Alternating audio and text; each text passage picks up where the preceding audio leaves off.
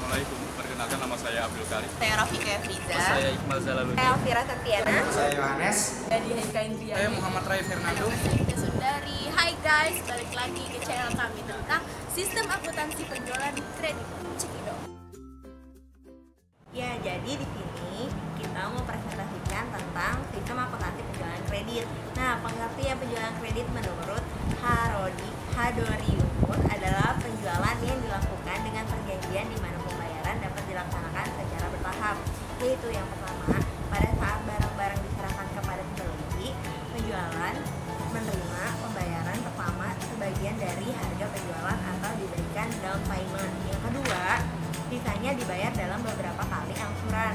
Nah, sedangkan pengertian sistem akuntansi penjualan kredit menurut Mulyadi, dalam transaksi penjualan kredit, jika order dari pelanggan telah dipenuhi dengan pengiriman barang untuk jangka waktu tertentu, perusahaan memiliki piutang kepada pelanggannya. Jadi, dapat dikatakan bahwa sistem akuntansi penjualan kredit adalah rangkaian kegiatan yang mengatur tentang penyerahan barang kepada pembeli yang pembayarannya dilakukan di kemudian hari sesuai perjanjian yang telah disepakati kedua belah pihak. Fungsi-fungsi terkait dalam sistem akuntansi penjualan kredit.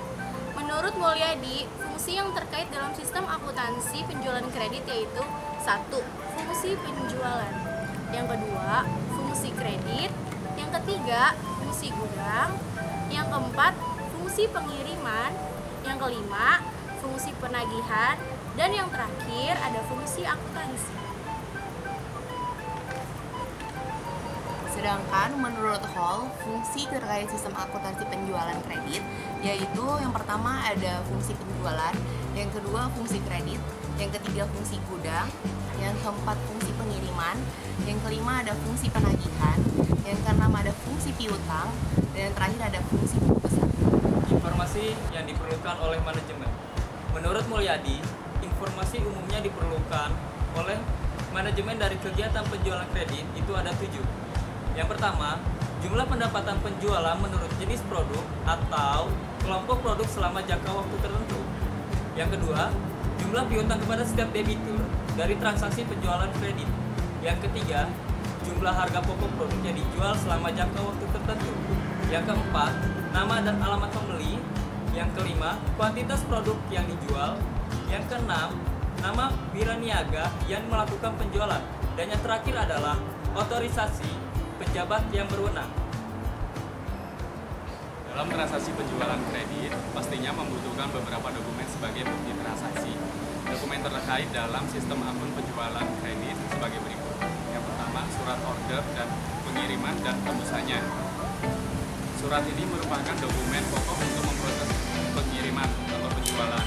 Sedangkan tembusan surat order, pengiriman terdiri dari tembusan kredit, surat pengakuan, surat muat, packing slip, tembusan gudang, arsip pengendalian pengiriman, arsip indeks hilang. Yang kedua, faktur penjualan dan tembusannya. Dokumen ini digunakan sebagai dasar mencatat timbulnya piutang.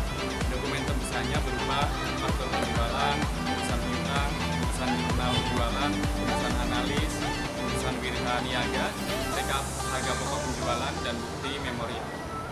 Catatan terkait dalam sistem akuntansi penjualan kredit menurut Mulyadi adalah yang pertama ada jurnal penjualan, kedua kartu piutang, ketiga kartu persediaan, nomor 4 kartu gudang, dan kelima jurnal umum. Prosedur yang membentuk sistem akuntansi penjualan kredit menurut Mulyadi yang pertama adalah prosedur order penjualan, lalu yang kedua prosedur persetujuan kredit, dan yang ketiga prosedur pengiriman, keempat prosedur penagihan, dan kelima prosedur pencatatan piutang, yang keenam prosedur distribusi penjualan, dan yang terakhir adalah prosedur pencatatan harga pokok penjualan. Nah, itu dia penjelasannya. Yuk kita simak gimana ilustrasinya. Guys, ini tugas pajak gimana? Yang mana sih? Iya paper. Iya, paper. Ada satu lagi. Aduh, tambah lagi. Gue bingung banget nih. Gas, sistem penjualan kredit aku tuh bingung banget. Bingung kenapa? Sharing. Iya, sistem penjualan kredit. Nanya lagi. Emang itu namanya indah. Nah, tapi setahu gue nih ada yang ngerti tentang sistem penjualan kredit. Aduh, coba Fir jelasin. Betul. Dia lagi. Mau tanya nih, dosennya bener Bu Susanti nggak? Bener. Kelompoknya banyak kan tuh. Nah ini kakak cuma butuh 6 orang doang. Itu terdiri dari pimpinan, bagian gudang, bagian administrasi, sales, bagian pengiriman, sama pelanggannya. Itu aja dah yang buat mediain, kayak Iqmal tuh. Oke, kalau udah dapat 6 orang buat bikin videonya, tugasnya masing-masing ngapain aja? Gampang tuh kak, misalnya pelanggan nih milih barang dari list yang disediakan oleh sales. Terus pelanggan tersebut memilih kan tuh pelanggannya mau milihnya aki, ban dalam, ban luar misalnya. Terus sales itu nyatet di memo. Misalnya Ibu Indah maunya aki, ban dalam, ban luar. Oke, sales itu nanya dulu tuh ke bagian gudangnya untuk dicek persediaan barangnya ada apa enggak. Lalu bagian gudang menyerahkan order pelanggan memonya itu ke bagian administrasi untuk dibantu buatnya faktur. Nah jangan lupa nih fakturnya itu 3 rangkap ya. Gimana Kak Vika untuk fakturnya? Kalau itu ngerti, Kak Vika tuh yang ngerti. Tolong jelasin. Coba dengerin, gue mau jelasin. Nah, terus dari faktur penjualan 3 rangkap tersebut nanti ada memo order pelanggan yang diberikan lagi ke bagian gudang. Memo ordernya itu diarsipkan oleh bagian gudang. Lalu bagian gudang menyiapkan barang yang untuk didistribusikan ke bagian pengiriman, dan jangan lupa juga untuk memberikan faktur penjualan 3 rangkap tersebut ke bagian pengiriman dan untuk ditandatangankan oleh bagian pelanggan. Begitu. Lalu kalau misalnya nih, kan udah nih bagian pengiriman kan udah ngasih nih, misalnya ke Indah, ke pelanggan. Bener kata Kak Vika, ditandatanganin. Udah rangkap 1, rangkap 2, rangkap 3-nya. Terus kalau udah, nah kan itu ada rangkap 3 ya, rangkap yang kedua faktur penjualannya ditaruh ke Indah sebagai pelanggan untuk diaktifkan.